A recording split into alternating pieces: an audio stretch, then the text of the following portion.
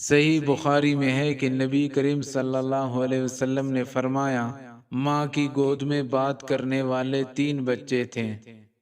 Number 1 حضرت عیسیٰ علیہ السلام، نمبر 2 جریج بنی اسرائیل کے عابد کی گواہی دینے والا بچہ، اور نمبر 3 بنی اسرائیل کا بچہ جس نے اپنی ماں کی دعا پر گود میں بات کی۔ حافظ ابن حجر رحمہ اللہ نے ان میں مزید نام کا اضافہ کیا ہے۔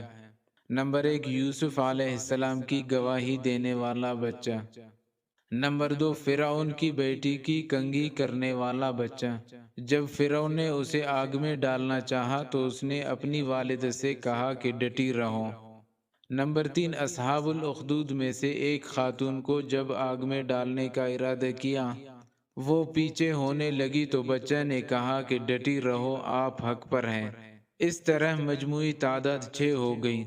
امام ضحاک نے اپنی تفسیر میں لکھا ہے کہ حضرت یحییٰ علیہ السلام نے بھی بچپن میں بات کی ہے۔ اگر یہ ثابت ہو جائے تو کل تعداد 7 ہو جائے گی۔ بعض روایات میں ہے کہ حضرت ابراہیم علیہ السلام اور نبی کریم صلی اللہ علیہ وسلم نے بھی بچپن میں بات چیت کی ہے۔ اس طرح کے اور ویڈیوز دیکھنے کے لیے چینل کو سبسکرائب کریں۔